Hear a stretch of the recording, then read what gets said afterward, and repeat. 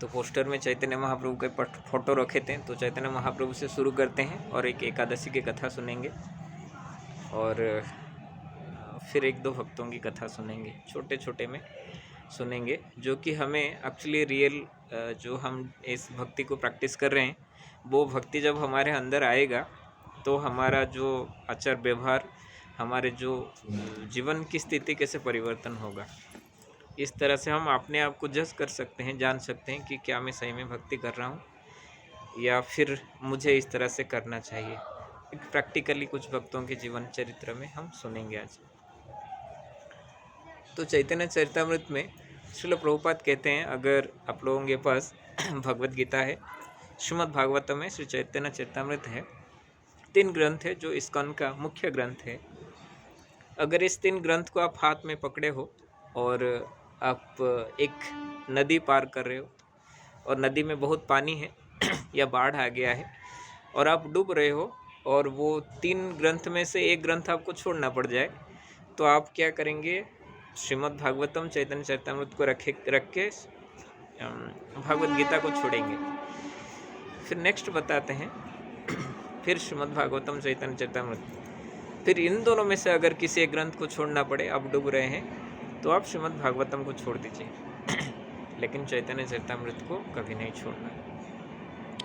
क्यों इतना इम्पोर्टेंट है चैतन्य चरितामृत? अगर जैसे आप लोग अभी प्रैक्टिस कर रहे हैं, भागवत गीता पढ़ रहे हैं, अभी कृष्णा बुक पढ़ रहे हैं, कृष्णा कोई श्रद्धावन में है, कोई कृष्णा साधक में है, तो आगे आगे जैसे जैसे जाएंगे आपका रति जिस तरह से चैतन्य गौर निताय के प्रति बढ़ता जाएगा, आप समझ लेना कि आपका अंदर भक्ति बढ़ रहा है। गौर निताय के प्रति जब आसक्ति जब तक नहीं बढ़ रहा है, समझ लेना, क्योंकि कलयुग में हलधर महाराज एक लेक्चर में बताते हैं, क्लियर है, गौर निताय के मर्सी के बिना कलयुग में भगवत भक्ति प्राप्त करना नामुमकिन है, असंभव की तरह है। हरिनाम अपने काम करेगा, लेकिन हम कृष्ण भक्ति प्राप्त करना है और भक्तों के प्रति वो आचरण आना है, वो गौर निताय की कृपा होगा। और भक्ति में 2 ही चीज़ है, एक है हरिनाम, दूसरे है वैष्णव अपराध। अगर आप चैंटिंग अटेंटिवली कर रहे हैं और वैष्णव अपराध नहीं कर रहे हैं, तो आप भगवत धाम जा सकते हो। ये एकदम क्लियर है, 2 चीज़ें वेरी इंपॉर्टेंट, अटेंटिव चैंटिंग और वैष्णव अपराध से मुक्त होना। तो आज कुछ चरित्रों के माध्यम से, और चैतन्य चरितामृत जो है हाईली भक्तों का गुण को दर्शाता है, तो उसमें से हम एक भक्तों के चरित्र के बारे में आज जानेंगे, वो है कृष्णदास कविराज गोस्वामी। कोई बता सकता है कृष्णदास कविराज गोस्वामी कौन है? अनम्यूट करके कोई भी, किसको पता है तो। हरे कृष्ण प्रभु जी, प्रणाम। मुझे इतना ही पता है कि उन्होंने चैतन्य चरितामृत का रचना किए थे और महाप्रभु के एक शिष्य थे। हाँ, महाप्रभु के शिष्य नहीं, चैतन्य चरितामृत के रचयिता थे। और मैंने और कोई भक्त अगर अपना वीडियो ऑन कर सकते हैं, 1-2 भक्त तो कर सकते हैं, 45 मिनट्स 1 आवर के अंदर हम ख़त्म कर देंगे। तो उसमें कृष्णदास कविराज गोस्वामी ऐसे थे जो रघुनाथ दास गोस्वामी के शिष्य थे।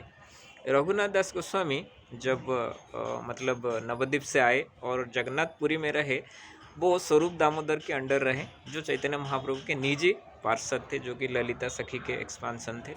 ललिता सखी ही स्वरूप दामोदर थे और उनके गाइडेंस में रघुनाथ दास गोस्वामी कई दिन पुरी में बहुत लंबे समय तक चैतन्य महाप्रभु के साथ बिताए।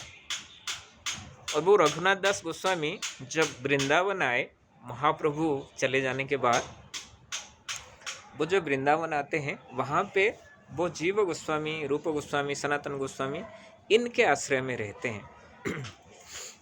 और उनको रघुनाथ दास गोस्वामी उस समय क्या करते थे, वृंदावन में गोवर्धनी के तलहटी में हम देखते हैं, जब वृंदावन गए थे, रघुनाथ दास गोस्वामी का समाधि हमारे राधा कुंड के पास है, तो वो मतलब चैतन्य महाप्रभु की कथाएं करते थे वहाँ पे। देखिए, डायरेक्ट रघुनाथ दास गोस्वामी जो कि चैतन्य महाप्रभु से एसोसिएट हुए हैं, वो क्या करते हैं, चैतन्य महाप्रभु की कथा जब करते हैं वृंदावन में, सोचिए कैसा होगा।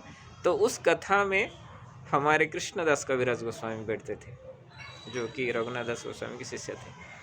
तो ये सड़ गोस्वामी जब चले गए, मतलब हमारे मतलब समय के साथ उन्होंने डिसअपियर कर लिया, तो अपने नित्य धाम में चले गए।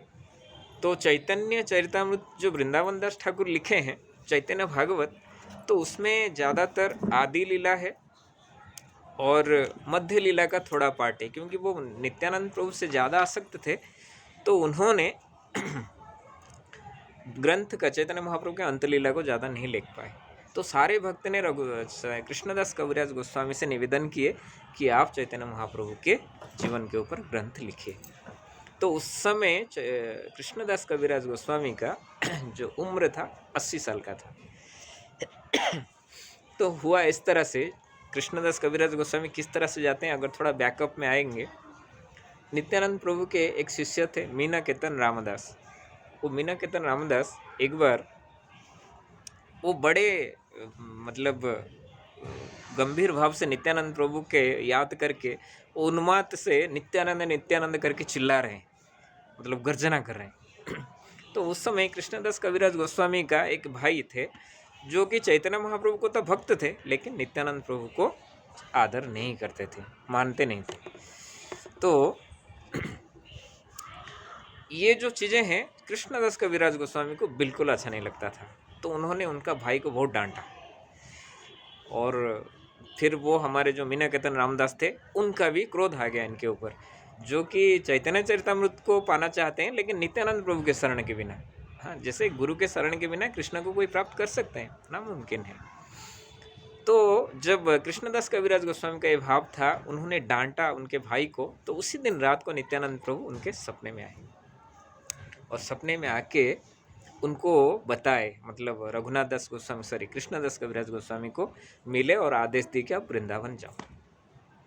और जब वृंदावन कृष्णदास कविराज गोस्वामी सुबह उठते हैं, इसमें विस्तार में है, कुछ श्लोक हम पढ़ेंगे क्योंकि समय कम है।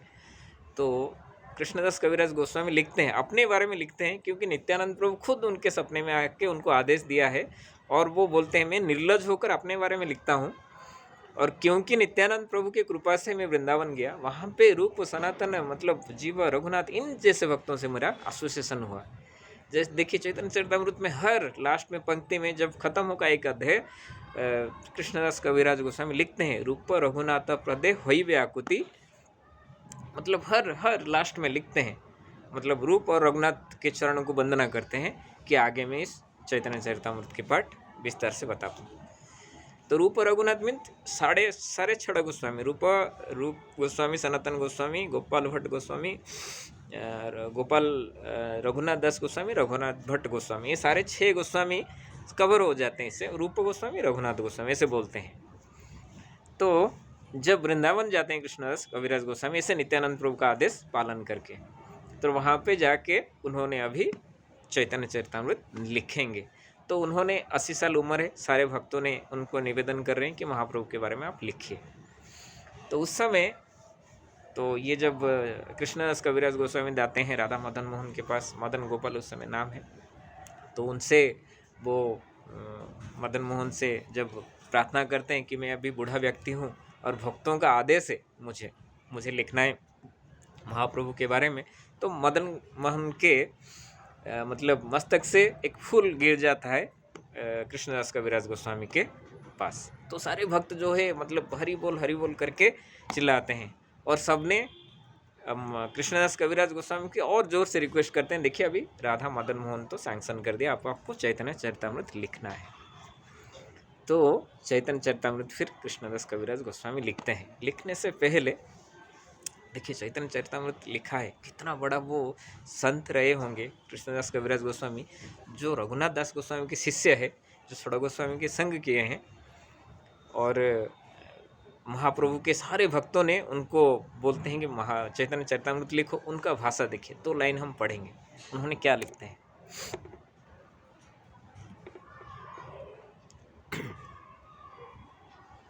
चैतन्य चरितामृत ये जो उसे लिखने से पहले कृष्णदास कविराज गोस्वामी ने, जैसे मैंने बताया कि नित्यानंद प्रभु ने उनके सपने में आया, उनको आदेश दिया वृंदावन जाओ, तो कृष्णदास कविराज गोस्वामी खुद के बारे में कुछ लिख दिए। लिखने के बाद चैतन्य चरितामृत शुरू करेंगे।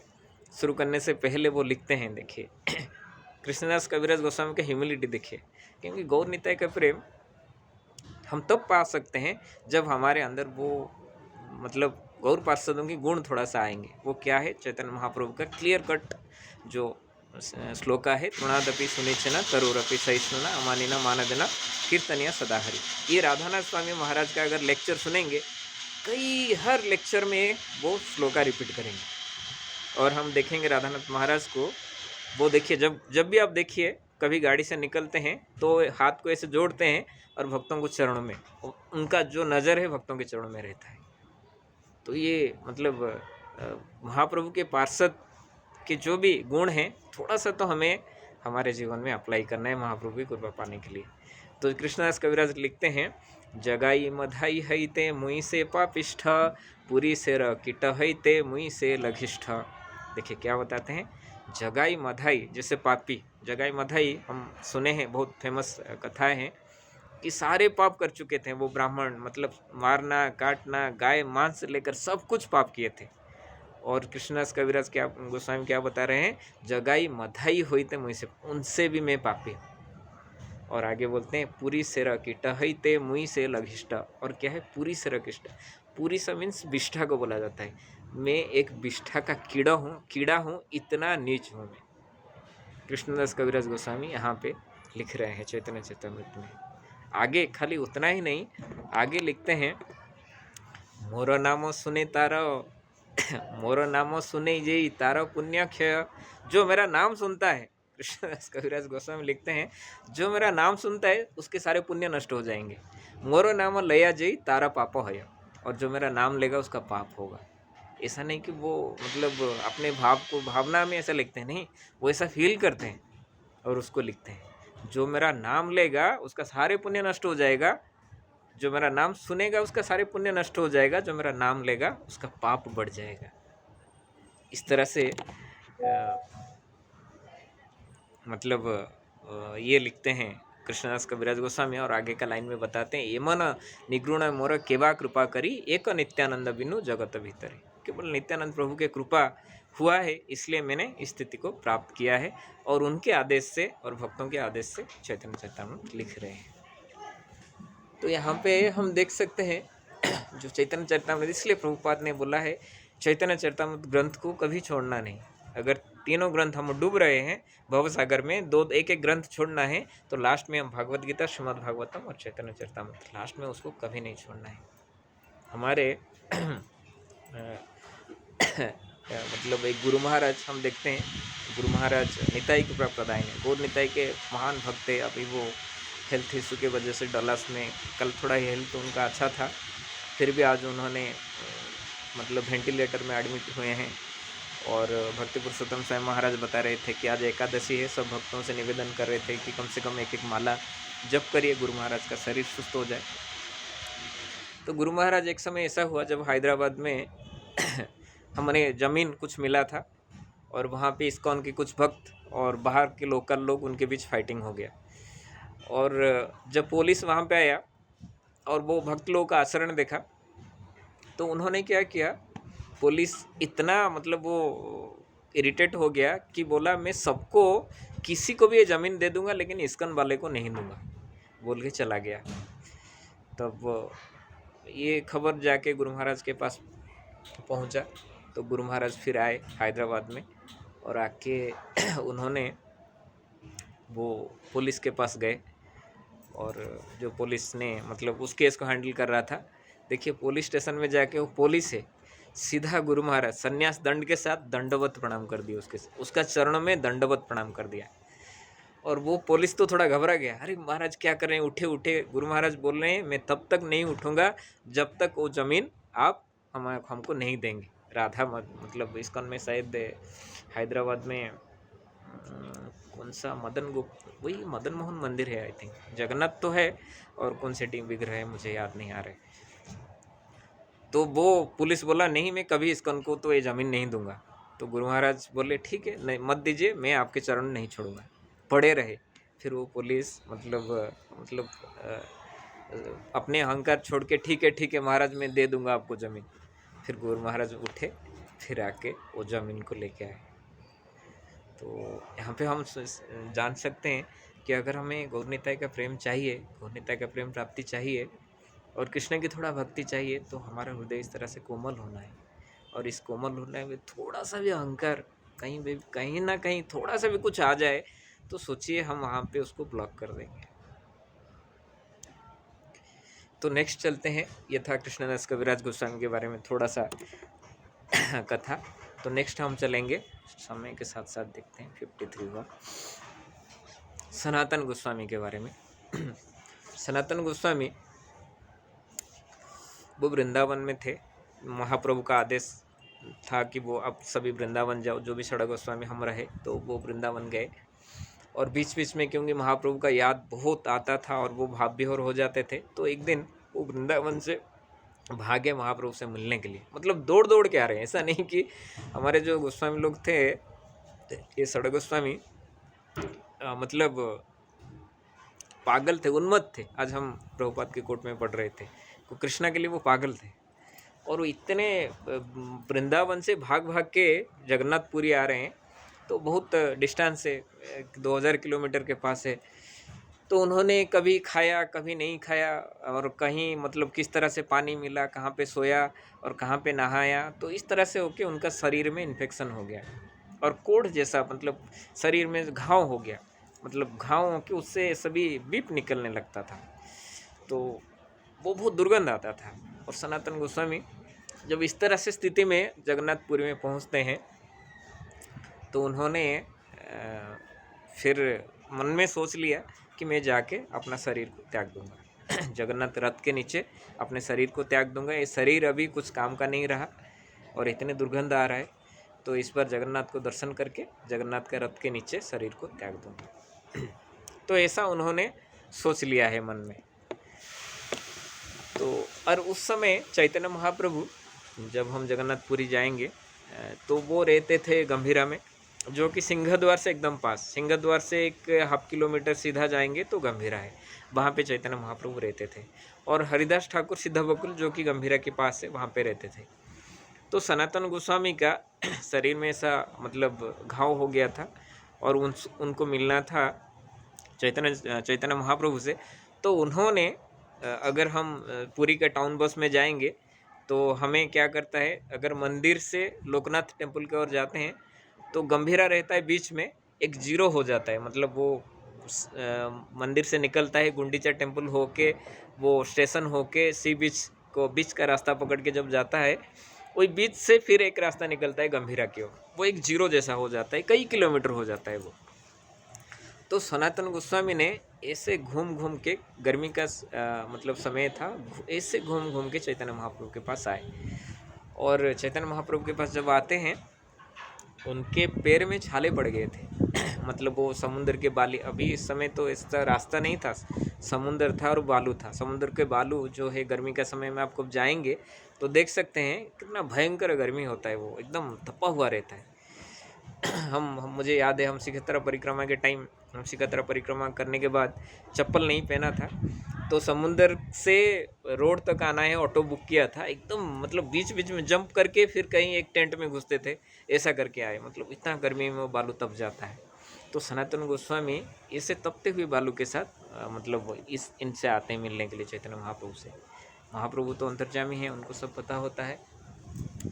तो उन्होंने सनातन गोस्वामी से पूछे हैं, आप कैसे आए, कौन से रास्ते से आए, इतना विलम्ब क्यों लगा।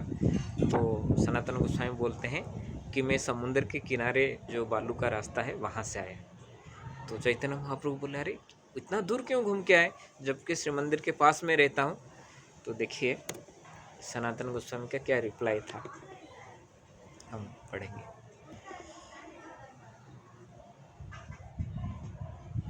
क्योंकि मैंने अभी तक चैतन्य चरितामृत पढ़ा नहीं, कोई भी श्लोक मैंने कंठस्थ नहीं किया है, थोड़ा मैंने प्रिपेयर किया है। सनातन गोस्वामी बोलते हैं, सिंहद्वारे अइते मोर नाही अधिकार, विशेष ठाकुरेर तहाँ सेव करे प्रचार। सिंह द्वार के सामने जाने का मेरा अधिकार नहीं है। क्यों नहीं है? क्योंकि वहाँ पे जो जगन्नाथ के पुजारी हैं, जो जगन्नाथ के भक्त हैं, जो जगन्नाथ के सेवक हैं, उस रास्ते में आना जाना करते हैं। हाँ, उस रास्ते में जब आना जाना करते हैं, सेवक घट्टगट्टी करे नहीं अवसर, तार स्पर्श हईले सर्व नाश हव मोर। वहाँ पे सेवक लोग जो भी आना जाना करता है सिंहद्वार में अपने जगन्नाथ की सेवा में व्यस्त होते हुए, और उस समय अगर वो मेरे शरीर को स्पर्श करते हैं तो मेरा सर्वनाश हो जाएगा, क्योंकि वो अशुद्ध हो जाएंगे।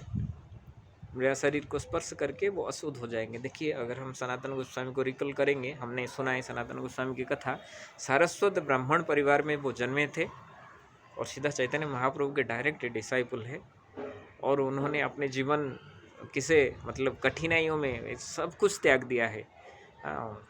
वो हमारे षड् गोस्वामी अष्टकम में बताया जाता है, अशेष मंडलपति तेज अति तुच्छवत, मतलब अशेष मंडलपति, इतने धन के मालिक थे, तेज अति तुच्छवत, जैसे हम थूक देते हैं ऐसे थूक दिया। और क्या करते थे, कंथा कमल आश्रय, कंथा एक कंबल डाल के घूमते थे।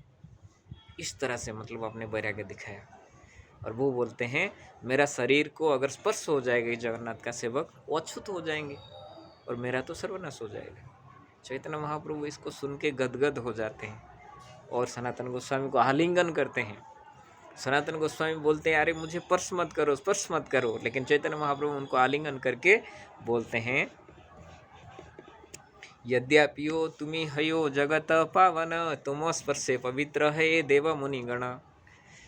सनातन गोस्वामी को चैतन्य महाप्रभु खुद बोलते हैं, आप जो सनातन, आप क्या हो, आप सारे जगत को पवित्र कर सकते हो, और आपका जो शरीर को स्पर्श करेगा वो पूरे पवित्र हो जाएगा। खाली साधारण मनुष्य नहीं, मुनि देवता ऋषि ये लोग भी आपका शरीर को स्पर्श करेंगे तो वो भी पवित्र हो जाएंगे।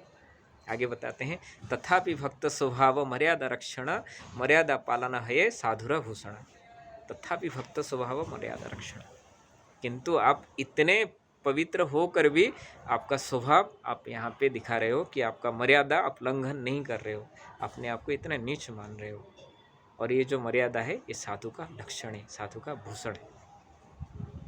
तो यहाँ पे हम एक शिक्षा सीख सकते हैं, जे सनातन गोस्वामी इतने मतलब षड् गोस्वामी में इवन रूप गोस्वामी उनको गुरु मानते थे, चैतन्य महाप्रभु के शिष्य हैं और हम उनके अनुयायी हैं।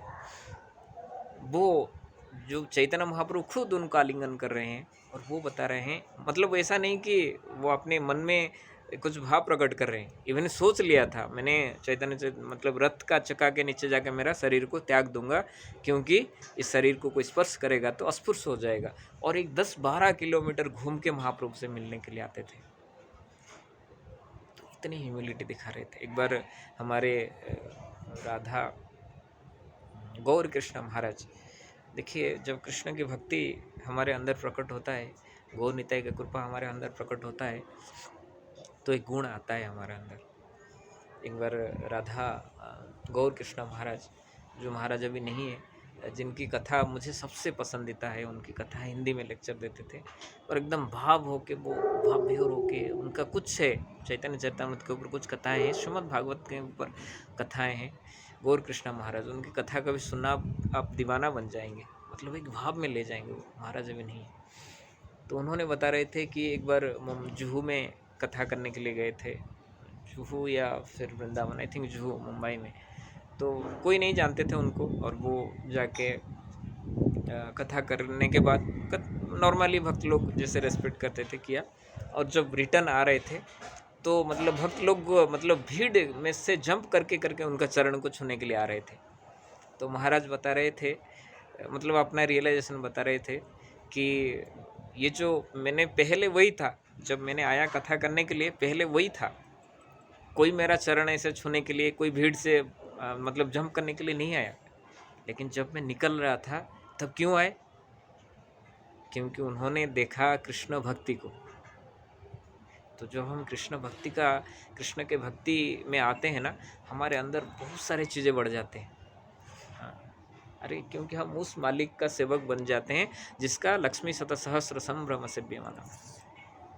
लेकिन इसके चक्कर में अगर हमारा ह्यूमिलिटी को भूल जाते हैं, जैसे हमारे कि ये जो भी चीज़ें हमें मिल रहा है ये कृष्ण भक्ति की वजह से, और थोड़ा सा भी स्लाइटली कृष्ण भक्ति अगर आपके अंदर आ जाता है, हमेशा खुश लगने लगेगा, आप हमेशा खुश रहेंगे।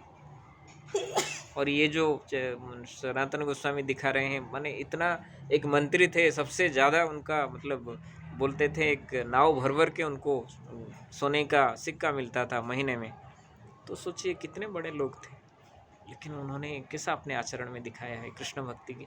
जब कृष्ण भक्ति को किस तरह से उन्होंने दिखाया है। तो गौर कृष्ण महाराज बोल रहे थे, मैंने उस समय देखा कि कृष्ण भक्ति कितना पावरफुल है।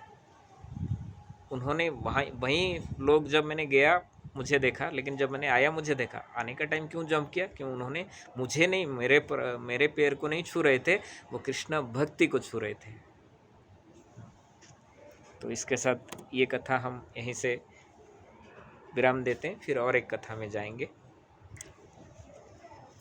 कितना समय हुआ देखते हैं, 9:03, और 2 कथा हो जाएंगी।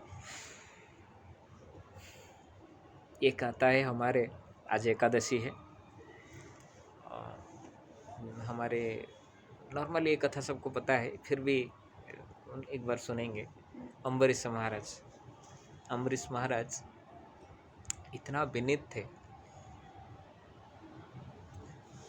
कि उन्होंने एकादशी का व्रत पालन किया था, और द्वादशी का दिन एक समय रहता है कि कुछ समय, मतलब जब सूर्य उदय हो जाता है उसके बाद से 1-2 घंटा का अंदर पारणा करना होता है।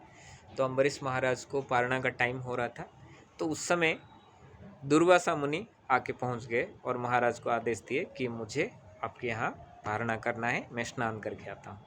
तो दुर्वासा मुनि अपने कई शिष्यों को लेकर स्नान करने के लिए चले जाते हैं, और अम्बरीश महाराज वहाँ से जब देखते हैं समय बीतता जा रहा है, समय बीतता जा रहा है, और वो पारणा का टाइम भी जा रहा है, क्योंकि एकादशी का बाद द्वादशी के दिन अगर हम पारणा नहीं कर पाते हैं सभी समय पे, तो व्रत छूट जाता है, व्रत का फल, व्रत निष्फल हो जाता है। तो फिर उन्होंने अपने पुरोहित से जाके सलाह सूत्रा करके पुरोहित बताएं कि आप एक काम करिए, जल पान करिए, जो कि खाने का साथ भी ये दोनों का बीच में रहेगा, ना आपने कुछ नहीं खाया ना कुछ खाना खाया। तो उन्होंने कुछ जल मतलब पी के अपना पारणा तोड़ दिया, मतलब जो एकादशी का व्रत तोड़ा। तो दुर्वासा मुनि को तत्क्षणात पता चल गया कि अम्बरीश महाराज अपने एक ब्राह्मण को भोजन दिए बिना खुद ग्रहण कर लिया है, और उन्होंने गुस्से में आके अपने जटा एक मतलब निकाला और नीचे फेंका, और वहाँ से एक राक्षसी पैदा होता है, और वो दुर्वासा मुनि बोलते हैं कि जाके इसको मार दो, अम्बरीश महाराज को। तो अम्बरीश महाराज कुछ नहीं बोले हैं अभी तक, वैसे ही शांत खड़े हैं। और इवन जब दुर्वासा मुनि ये कार्य कर रहे हैं तब भी अम्बरीश महाराज, और जो राक्षसी प्रकट हुआ है तब भी अम्बरीश महाराज शांत से खड़े हैं वहाँ पे। और वहाँ पे जब राक्षसी अम्बरीश महाराज की तरफ आता है तो भगवान विष्णु के सुदर्शन ऑटोमेटिक आ जाते हैं और वो राक्षसी के पीछे पड़ जाता है। तो भगवान के सुदर्शन चक्र के आगे मतलब ये ब्रह्मांड में कौन क्या कर सकता है। और राक्षसी को तो मार डालता है, दुर्वासा मुनि के पीछे पड़ जाता है। दुर्वासा मुनि अभी क्या करेंगे, वो भागते हैं, पूरे ब्रह्मांड भागते हैं। हाँ, बताया जाता है उन्होंने 1 साल भागा थे, मतलब शिव जी के पास जाते हैं, ब्रह्मा जी के पास जाते हैं, सारे भुवन चले जाते हैं, और लास्ट में अंत में भगवान विष्णु के पास जाते हैं। और जाके वहाँ पे जब भगवान विष्णु को प्रार्थना करते हैं कि मुझे बचाइए आपके सुदर्शन से, तो भगवान विष्णु क्या उत्तर देते हैं, अति सुंदर श्लोक श्रीमद् भागवतम का, जो कि भक्तों के ग्लोरिफिकेशन में भगवान बताते हैं, अहम भक्तो ही पराधीनो अस्वतंत्र ही एव द्विजो। हे मतलब द्विजो हे ब्राह्मण, अहम भक्तो ही पराधीन, मैं कैसे आपको बचाऊंगा, मैं मेरे भक्तों के हाथ से पराधीन हूँ, मेरा स्वाधीनता नहीं है, मैं स्वाधीन रूप से कुछ कार्य नहीं करता हूँ। खाली उतना ही नहीं, आगे बताते हैं साधुभिर ग्रस्त हृदय भक्तिर भक्त जनप्रिय, जो मेरे भक्त हैं ना उनके हृदय में मुझे बंदी बना लेते हैं। और इस तरह से खाली इस तरह से बंदी बना लेते हैं, खाली वो मेरे भक्त मेरा प्रिय नहीं होते हैं, जो मेरा भक्ति की भक्त है वो मेरा सबसे अत्यंत प्रिय हो जाता है। तो इस तरह से अम्बरीश महाराज दुर्वासा मुनि को बताते हैं। तो दुर्वासा मुनि अभी क्या करेंगे, मतलब सुदर्शन चक्र साक्षात भगवान विष्णु भी मना कर दिए, मैं आपको बचा नहीं पाऊँगा। तो वहाँ से फिर भगवान विष्णु बोलते हैं मेरे भक्त के पास जाओ, वो आपको बचाएंगे। फिर वहाँ से आते हैं दुर्वासा मुनि, फिर अम्बरीश महाराज के चरण में पढ़ते हैं। कथा आप सबको पता है, अति सुंदर कथा है। तो फिर अम्बरीश महाराज ने बोलते हैं कि अगर मैंने कुछ पुण्य किया है हे सुदर्शन, आप यहाँ से चले जाइए। हाँ, तो सुदर्शन वहाँ से चले जाते हैं। फिर मतलब इस सारे चीज़ों में हम देखते हैं अम्बरीश महाराज के अंदर जो भक्ति है किस तरह से प्रकटित होता है। भागवतम इसको किस तरह से विस्तार से वर्णन करता है, हम थोड़ा उनके श्लोका को पढ़ेंगे। अम्बरीश महाराज के अंदर क्या गुण थे। वेरी फेमस श्लोका है, आप लोग कई बार सुने हैं, फिर भी आज के एकादशी के दिन पर, क्योंकि एकादशी का प्रधान कथा अम्बरीश महाराज का है, तो इस श्लोकों को हम थोड़ा पढ़ेंगे और थोड़ा इसका अनुवाद के बारे में जानने की कोशिश करेंगे। अम्बरीश महाराज जो थे वो कैसे थे और किस तरह से भगवान की सेवाएं करते थे। सवे मन कृष्ण पदारविन्दयोर्वाचांसि वैकुंठ गुणानुवर्णने करो हरिर्मन्दिरमार्चनादिषु श्रुतिं च करो अच्युत सत्कथोदये। सबे मन कृष्ण पदारविंद, हर समय उनका मन जो है कृष्ण के पाद पद्म को स्मरण करता था।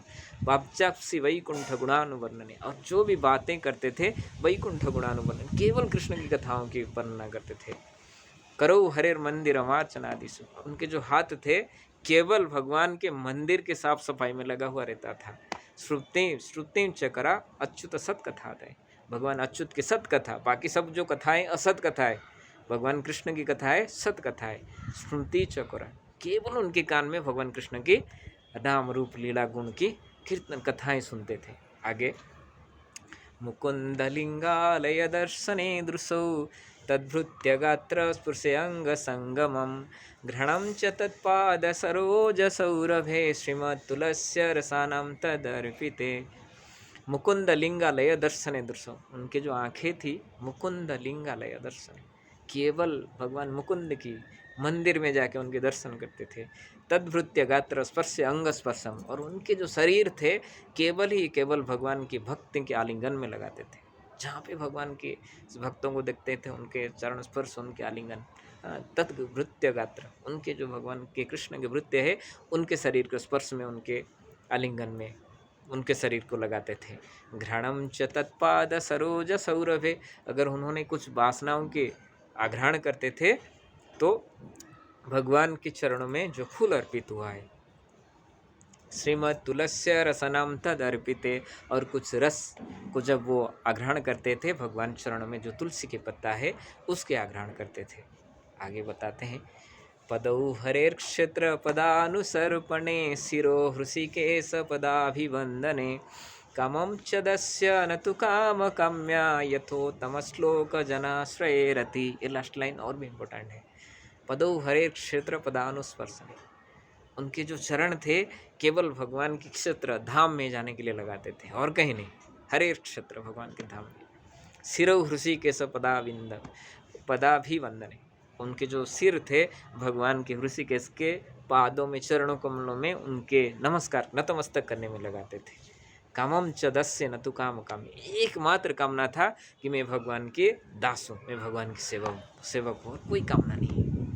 अथोत्तम श्लोके जनाश्रय रति, और क्या है अथो उत्तम श्लोके जनाश्रय रति, जो भगवान कृष्ण की भगवान कृष्ण को उत्तम श्लोक कहा जाता है, क्योंकि जो श्लोक में उनका वर्णन किया जाता है श्लोक उत्तम श्लोक हो जाता है, और भगवान का एक नाम है उत्तम श्लोक। यथो उत्तम श्लोक जनाश्रय रति, जो कृष्ण की उत्तम श्लोक की जनक, जो उत्तम श्लोक की कृष्ण की जनक कौन है, उनके भक्ति। यथा उत्तम श्लोके जनाश्रय रति, अगर वो किसी से भी प्रेम करते थे वो कृष्ण भक्त से ही प्रेम करते थे। उनकी रति जो थी स्वतः भगवान कृष्ण की भक्ति में थी। तो ये गुण थे भगवान अम्बरीश महाराज के अंदर, जो कि इवनिंग मतलब उनके इवन हम देखेंगे दो चरित्र, एक है प्रहलाद महाराज, एक है अम्बरीश महाराज, जो कम्प्लीटली मटेरियल वर्ल्ड से, इवन दोनों भी गृहस्थ थे, दोनों भी राजा थे, दोनों के मतलब अखंड इस ब्रह्मांड मतलब इस पृथ्वी के अधिकारी थे, लेकिन उनके देखिए एकदम कुछ नहीं, मतलब कुछ भी आसक्तियाँ नहीं है। कोई मारने के लिए आ रहा है, कोई मार रहा है, क्या कर रहा है, मतलब पूरे शून्य है, इतने ऑब्जर्व रहते हैं भगवान की सेवा में। तो ये है अम्बरीश महाराज की कथाएं। तो अगर हम इन भक्तों के कभी हम स्मरण करें, कभी कभी हम देखते हैं हमारे पास कुछ लक्ष्मी आ गए तो हम में भी हमारे अंदर कुछ गर्व हो जाता है, मैं इतना बड़े घर का हूँ। इस तरह से हम कभी-कभी इन जो भी हमने सुना है, कृष्णदास कविराज गोस्वामी हो, सनातन गोस्वामी हो, अम्बरीश महाराज हो, उनके स्मरण कर सकते थे। कितना अभिमान शून्य।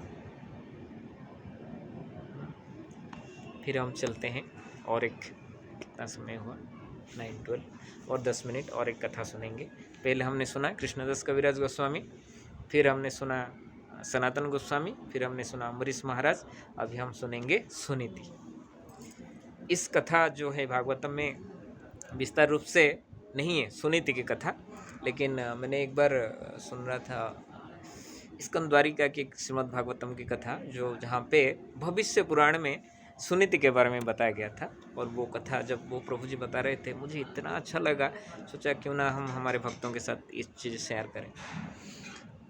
तो उस समय एक समय ऐसा हुआ, सुनीति जो कि राजा उत्तानपाद की पत्नी थे। उत्तानपाद कौन थे? मनु, स्वयंभुव मनु के पुत्र थे। स्वयंभुव मनु ब्रह्मा के पुत्र थे।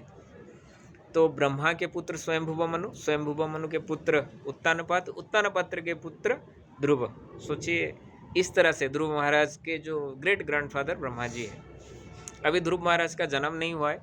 सुनीति और उत्तानपाद राज्य में है। सुनीति का स्वभाव इतने सुंदर थे, उनके कोई संतान नहीं थे और राजा दूसरा विवाह भी नहीं करना चाहते थे, क्योंकि उनके रानी को छोड़ के दूसरे का संग वो नहीं करना चाहते थे। इतने सुंदर स्वभाव के थे सुनीति। उनके नाम भी अगर हम देखेंगे श्रीमद् भागवतम की जो भी बड़े बड़े आचार्य कथा करते हैं, बड़े बड़े भक्त, तो सुनीति नाम को भी बड़ा व्याख्या करते हैं। सुनीति मतलब हमेशा जो परफेक्ट नीति को फॉलो करता है। तो ऐसे समय हुआ, सुनीति कोई राज्य आगे चलाने के लिए कोई पुत्र नहीं है। सुनीति ने महाराज को बार बार निवेदन किया कि आप दूसरा शादी करिए, दूसरा विवाह करिए। तो उत्तानपाद ने मना कर रहे थे। तो फाइनली एक बार उत्तानपाद बोले, ठीक है मैं शादी करूँगा, आप मेरे लिए पात्री ढूंढ के लेके आइए। तो देखिए मतलब किस तरह से उत्तानपाद ने यहाँ पे शर्त लगाए, आप मेरे लिए पार्थी ढूंढ के लेके आइए। तो अभी सुनीति जाएंगे अपने सौतन ढूंढने के लिए, राजा उत्तानपाद से शादी कराने के लिए। तो वो गए, बहुत सारे राजकन्याओं से मिले।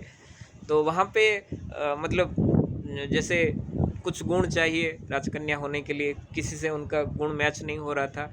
और कोई बहुत सारे राजकन्या ने मतलब जो उनको अच्छा लगे उन्होंने शादी करने के लिए, विवाह करने के लिए मना कर दिए राजा को, क्योंकि ऑलरेडी राजा विवाहित है और पाटरानियाँ हैं उनकी, तो हम क्यों विवाह करेंगे। तो अंतत्वगत्वा वो लास्ट में सुरुचि मिलते हैं उनको, जो अति सुंदर थी, और वो उत्तानपाद से विवाह करने के लिए राजी हो जाते हैं। लेकिन वो एक कंडीशन रखते हैं कि मैं विवाह करूँगा अगर मैं पाटरानी बनूंगा तो सुनीति बोलते हैं हाँ ठीक है, आप बन सकते हैं, आप विवाह करिए, मैं पाटरानी का पद से हट जाऊंगा, आप बनिए पाटरानी, बनिए राज्य का मुख्य रानी। फिर सुरुचि बोलते हैं, अगर मैं पाटरानी, आप रहते हुए राजा मुझे कभी अपनी पाटरानी की तरह स्वीकार नहीं करेंगे, आपको राजमहल छोड़ के राजमहल त्याग करना पड़ेगा। तो सुनीति, यहाँ तक भी सुनीति उन्होंने एग्री करते हैं, हाँ मैं राजमहल त्याग करके बाहर रहूँगा। सुरुचि ये कंडीशन लगाते हैं कि खाली बाहर नहीं, आपको जंगल में जाके रहना पड़ेगा, क्योंकि राजा आपको ले आएंगे। तो इनका विवाह होता है सुरुचि और राजा उत्तानपाद के, और सुनीति जाके जंगल में रहते हैं। सोचिए इस तरह से उस समय में इस तरह से भगवान के भक्त हुआ करते थे। मतलब इतना डेडिकेशन था उनके अंदर कि हम देखते हैं, मतलब महाभारत में भीष्मदेव की कथाओं में भी इस तरह से आता है।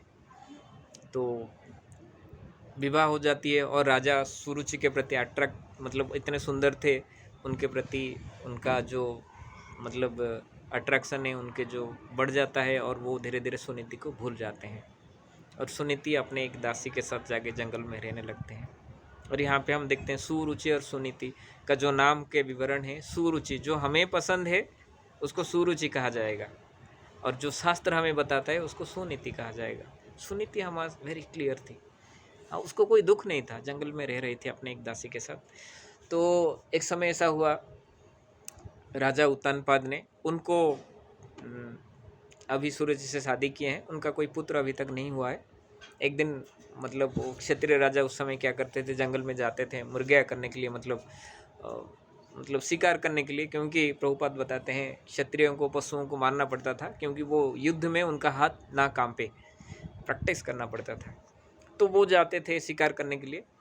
तो एक समय ऐसा हुआ, शाम हो गया है और उनको बहुत प्यास लगा है और कहीं भी पानी नहीं मिल रहा है। तो राजा उत्तानपाद बहुत तुषार्त होके मतलब देख रहे हैं कहाँ कुछ पानी मिल जाए। तो उनको एक छोटा सा कुटिया दिखा और वहाँ पे वो जाके उस कुटिया को खटखटाते हैं और वहाँ से जब दरवाज़ा खोलते हैं तो देखते हैं कि सुनीति वहाँ पे है।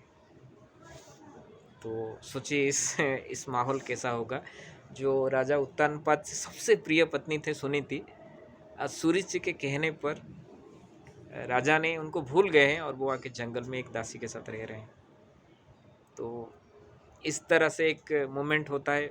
फिर राजा उत्तानपाद क्या करते हैं, अपने प्रेम वशत उस दिन रात को वहाँ पे जंगल में रुक जाते हैं सुनीति के साथ और फिर अगले दिन सुबह आ जाते हैं राजमहल में।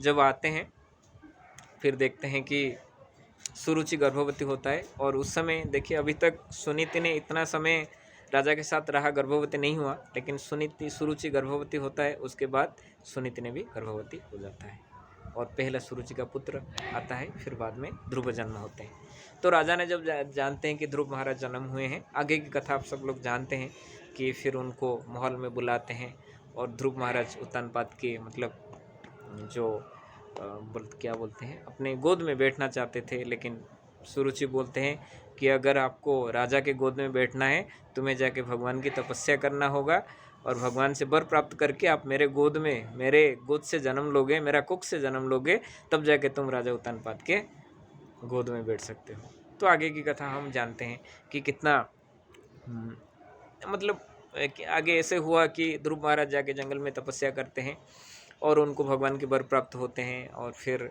वो जब आते हैं, सभी उनको राज्य से मतलब महाभव्य आडंबर से स्वागत करते हैं, उनको राजा बनाया जाता है। और जो उनके भाई उत्तम, सुरुचि के पुत्र, एक बार जंगल में जाके कुबेर के जो अनुगत्य लोगों के साथ झगड़ा होता है, फाइटिंग होता है और उनको मार देते हैं। और उनके जो माँ है सुरुचि, वो भी अपने पुत्र के शोक में मतलब बेहोल होके वो भी जंगल में जाते हैं। जंगल में दावाग्नि जलता है, वो भी मर जाता है।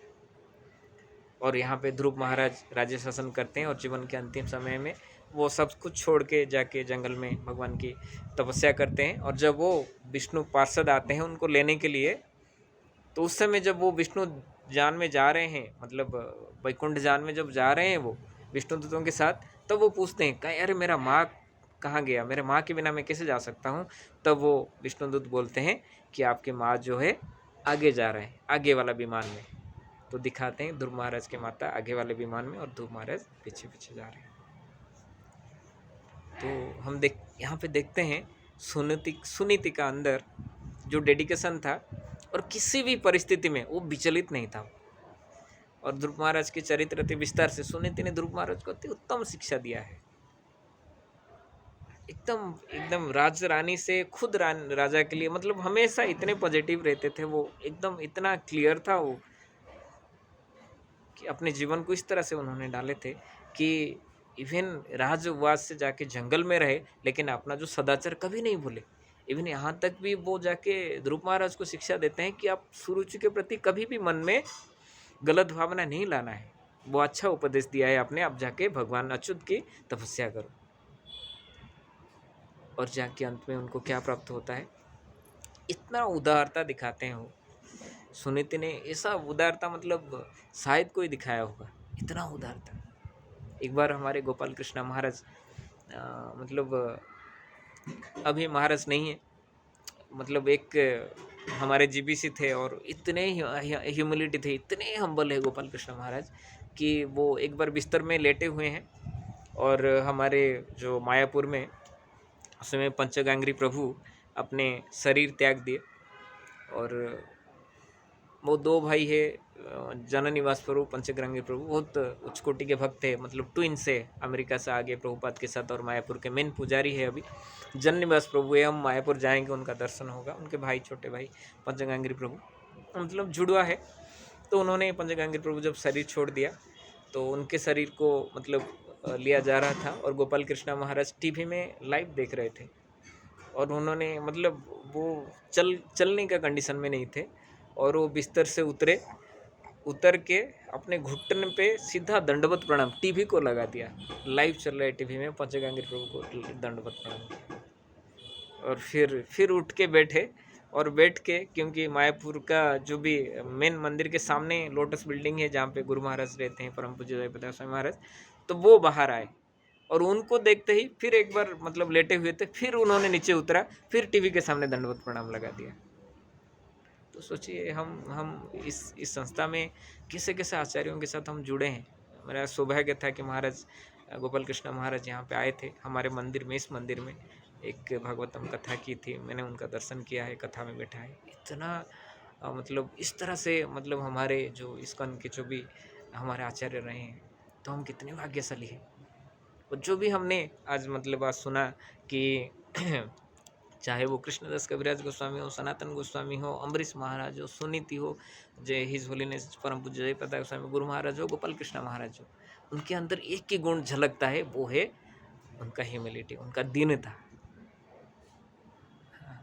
सरलता। राधा गौर गोविंद स्वामी महाराज बोलते हैं सिंप्लिसिटी इज द वैष्णवाजी। अब कितना सिंपल हो, हर समय भगवान के सामने बोलना है कि मुझे नाम में रुचि है, मेरा हृदय सरलता से भर जाए, मैं एक सरल आदमी बन पाऊँ, मुझे एक सरल आदमी बना दीजिए, तो हम भक्ति कर पाएंगे। सिंप्लिसिटी इज वैष्णवाजी। और ये सारे जो भी हम सुने हैं आज, जो भी अति सरल हृदय वाले भक्त हैं, उनके हृदय में भगवान बैठ जाते हैं, विराजमान कर सकते हैं। और कलयुग में गौर निताई की कृपा प्राप्त करना है तो हमारा हृदय को सरल बनाना पड़ेगा और इसे दीन भाव से भरना पड़ेगा। नहीं तो गौर निताई की कृपा प्राप्त किए बिना हम राधा कृष्ण तक, मतलब राधा कृष्ण तो बहुत दूर है। तो यहीं से हम आज के सेशन को विराम देते हैं। हरे कृष्णा कृष्णा कृष्णा हरे हरे, हरे राम राम राम हरे हरे। तो अगर किसी को कुछ पूछना है या कुछ शेयर करना है, 5 मिनट समय है, आप कर सकते हैं।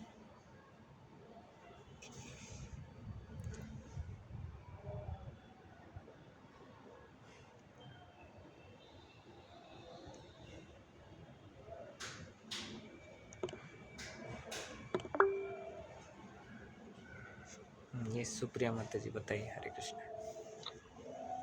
हरे कृष्ण प्रभु जी, प्रणाम। उपस्थित सभी भक्तों के चरणों में प्रणाम। बहुत बहुत धन्यवाद है प्रभु जी, आज की एकादशी की तिथि में ऐसे भक्तों का संग मिला और